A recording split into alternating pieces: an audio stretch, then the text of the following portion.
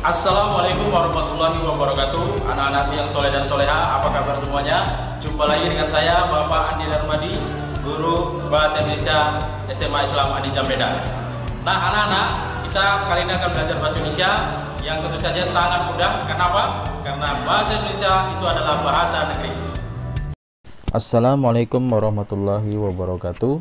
Anak-anak yang soleh dan soleha, apa kabar semuanya? Semoga senantiasa diberikan kesehatan, kesempatan oleh Allah Subhanahu wa Ta'ala, dan berbagai macam nikmat yang lainnya, sehingga Ananda bisa terus semangat untuk mengikuti pembelajaran kita ini, walaupun tentu saja ini sudah lama dan Ananda belajarnya dari rumah secara daring. Masih berjumpa lagi dengan saya Bapak Andi Darmadi, Guru Bahasa Indonesia SMA Islam Andi Jam Medan. Nah, anak-anak yang soleh dan soleha, siswa-siswi kami di kelas 11, kita lanjutkan materinya ya pada kesempatan kali ini, yaitu tentang unsur intrinsik cerpen, atau kalau Ananda bisa buka buku paket itu berada di halaman 118 bagian C, menganalisis unsur-unsur pembangun cerita pendek. Dalam hal ini yang kita bahas adalah unsur-unsur intrinsiknya, karena dalam cerpen itu ada unsur pembangun cerpen yang dibagi dua, yaitu ada unsur intrinsik dan ada unsur ekstrinsik. Nah, kita kali ini adalah fokus dulu kepada unsur intrinsik cerpen. Tentu sudah siap semuanya anak-anak ya. Sambil dibaca juga bukunya, dibuka bukunya, kita pelajari ini tahap demi tahap. Baik, tujuan pembelajaran kita yang pertama adalah diharapkan siswa mampu menentukan unsur-unsur pembangun cerita pendek. Yang kedua, diharapkan siswa mampu menelaah teks cerita pendek berdasarkan struktur dan kaidah yang benar. Baik, apa saja itu unsur intrinsik cerpen? Tentunya sudah tidak asing lagi ya, karena ini sudah sering dipelajari. Paling tidak unsur intrinsik cerpen itu terdiri dari 6.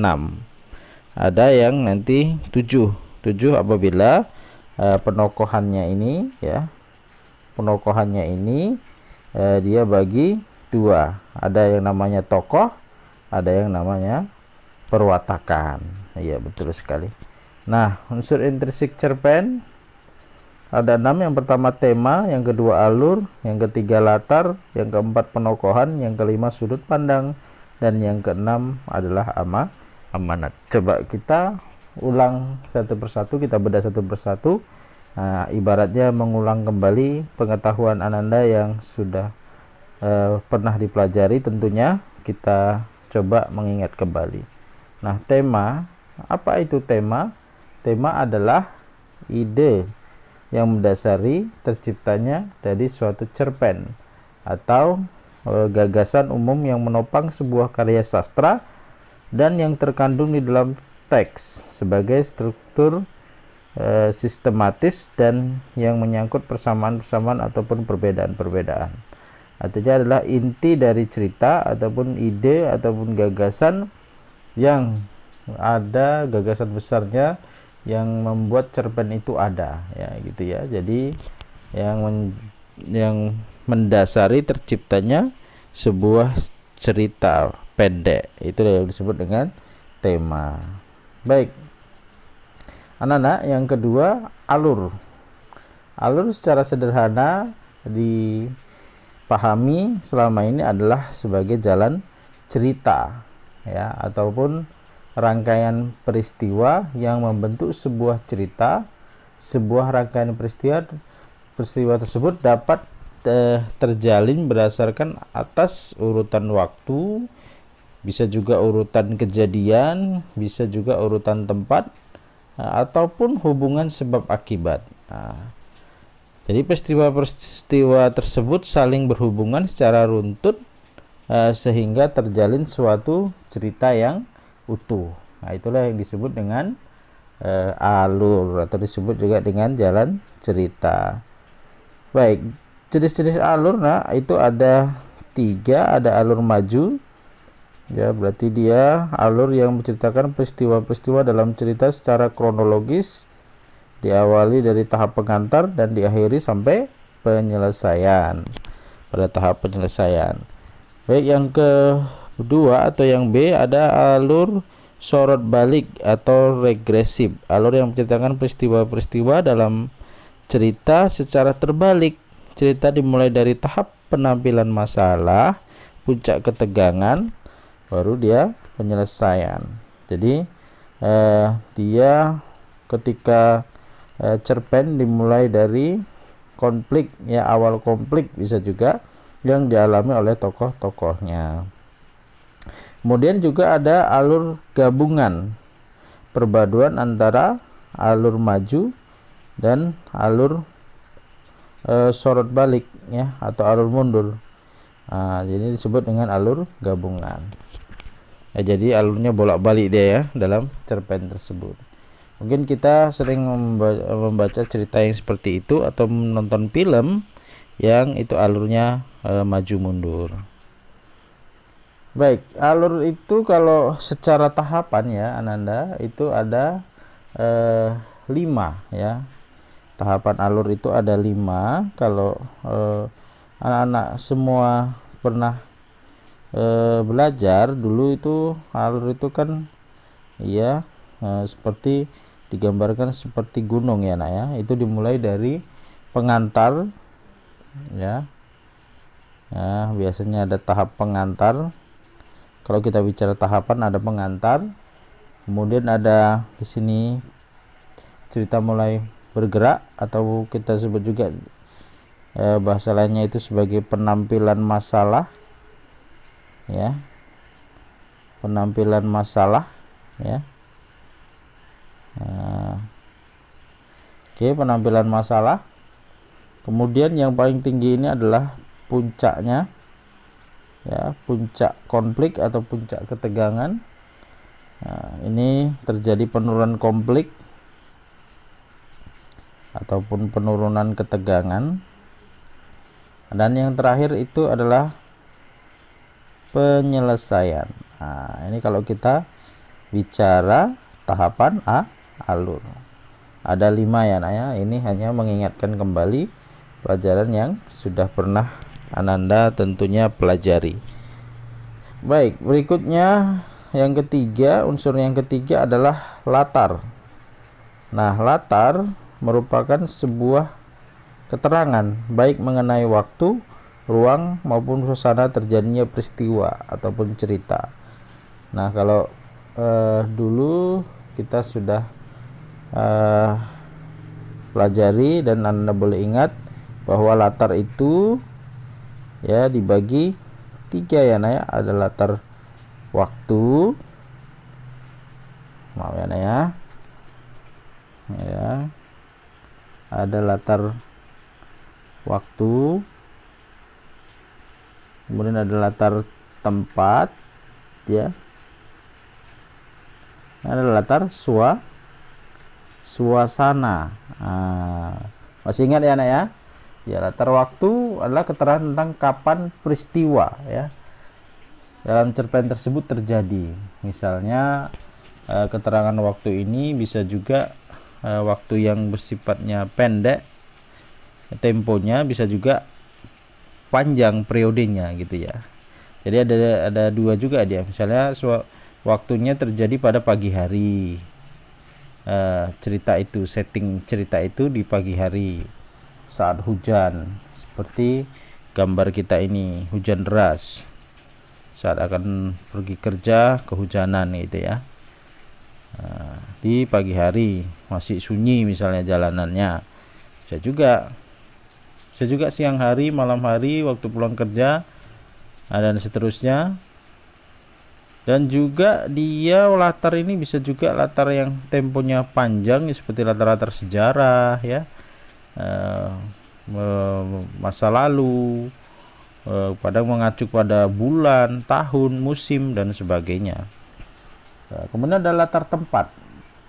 Ya, latar tempat inilah keterangan tempat di mana peristiwa itu terjadi. Misalnya di rumah, di dalam kamar, di halaman, atau di suatu tempat tertentu yang menjadi objek wisata, misalnya tempat-tempat wisata ataupun kota ya, bisa juga di Medan, dan sebagainya. Ini latar tempat.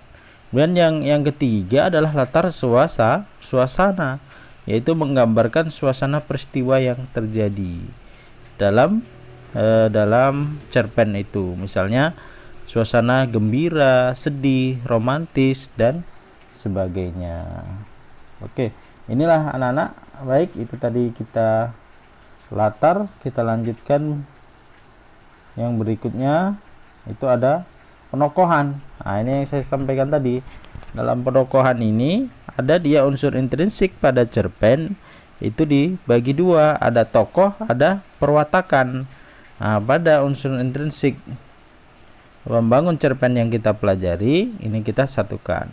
Penokohan itu nanti terdiri dari yang namanya tokoh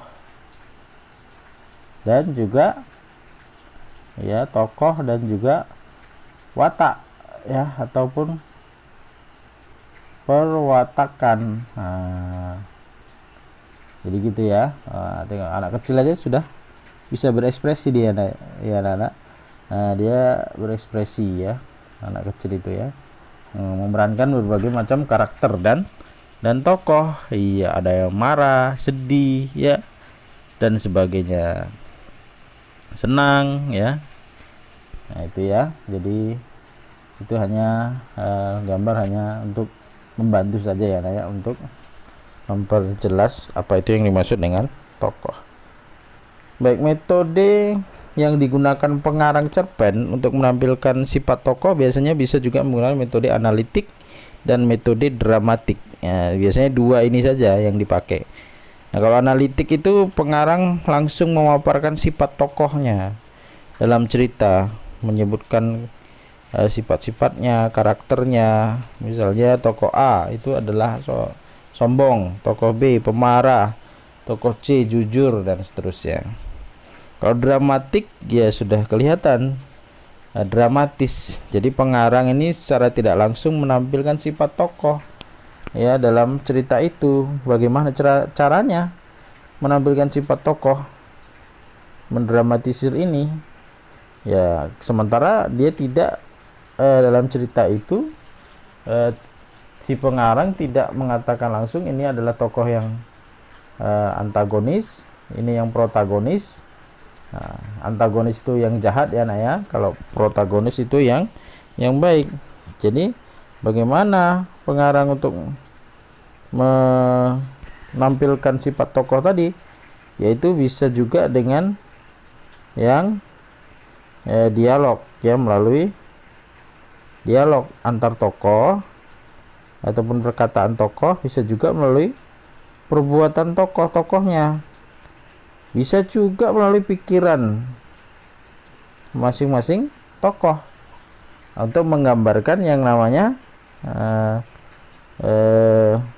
protagonis ya, protagonis, ada tokoh yang baik tadi, dan antagonis. Nanti ada juga itu ada tritagonis ya, peran pembantu untuk yang prota maupun yang antagonis. Baik ya, itu tadi teknik yang biasanya digunakan pengarang dalam membuat cerpen yang disajikan kepada kita, yang nanti cerpen tersebut kita baca. Yang kelima, sudut pandang atau disebut juga dengan point of view. Sudut pandang adalah cara pengarang dalam menempatkan posisinya dalam cerita itu. Dalam cerita itu, sudut pandang adalah cara memandang tokoh-tokoh cerita dengan menempatkan dirinya dalam posisi itu, posisi dalam cerpen itu. Jadi dalam sudut pandang ini, Nak, itu lazimnya dibagi dua. Ada sudut pandang orang pertama, ada sudut pandang orang ketiga. Sudut pandang orang pertama ini dalam sudut pandang ini ya. ada orang pertama dan ada orang ketiga. Nah, kalau orang pertama itu biasanya pakai kata aku, ya kan, saya. Berarti ini biasanya pengarang masuk dalam cerita. Nah, sementara kalau dalam orang ketiga itu biasanya pakai kata dia, ya, ataupun nama-nama tokoh, ya. Itu ya untuk dibedakan, ya. Jadi kita ulangi bahwa sudut pandang orang pertama atau disebut juga dengan sudut pandang akuan dalam pengisahan cerita yang ini yang menggunakan sudut pandang orang pertama atau gaya aku, naratornya ataupun si penceritanya dalam hal ini seorang yang ikut terlibat dalam cerita. Jadi si aku ialah tokoh yang mengisahkan keadaan dirinya sendiri, mengisahkan peristiwa atau tindakan yang diketahui, dilihat, didengar, dialami, dan dirasakan, serta sikapnya terhadap orang atau tokoh lain kepada pembaca. Sementara kalau orang ketiga, yaitu pengisahan cerita yang menggunakan sudut pandang dia atau disebut diaan. Naratornya adalah seorang yang berada di luar cerita, biasanya seperti itu, yang menampilkan tokoh-tokoh cerita dengan menyebut nama atau kata ganti ia, dia, atau mereka, gitu ya. Itu untuk sudut pandang. Baik, yang terakhir adalah amanat atau pesan atau nasihat yang ingin disampaikan pengarang melalui cerita. Jadi itu ya, itu amanat dalam cerita. Bisa juga disampaikan pengarang di akhir cerita secara langsung, tapi ada kalanya juga amanat ini bersifat tersirat, tetapi sama-sama kita ketahui bahwa ini perbuatan yang bisa dicontoh, ini tidak, ini yang baik, ini yang tidak, ini yang benar, ini yang salah. Nah, itu biasanya persepsi pembaca juga bisa bermain di sana tanpa harus diberitahu oleh pengarangnya. Nah, demikianlah anak-anak pembelajaran kita pada kali ini. Mudah-mudahan ini bisa menjadi tambahan wawasan bagi anak-anak. Untuk lebih jelasnya tentunya Anda bisa baca di buku paketnya di halaman 118 sampai dengan 120 itu ya nak ya, untuk memperdalam apa itu unsur pembangun ataupun unsur intrinsik yang terdapat pada cerpen. Nah, demikian anak-anak pembelajaran kita kali ini. Kita lanjutkan di diskusi melalui WhatsApp, dan nanti kita akan juga berlatih untuk mengambil nilai keterampilannya. Baik anak-anak, demikian, tetap semangat dan selalu jaga kesehatan. SMA Islam Anijam, Medan, unggul, cerdas, Islami. Assalamualaikum warahmatullahi wabarakatuh. Alhamdulillah anak-anak, demikian pembelajaran kita pada hari ini. Sampai ketemu lagi pada video pembelajaran yang berikutnya. Jangan lupa like, comment, and share. SMA Islam Anijam, unggul, cerdas, Islami. Assalamualaikum warahmatullahi wabarakatuh.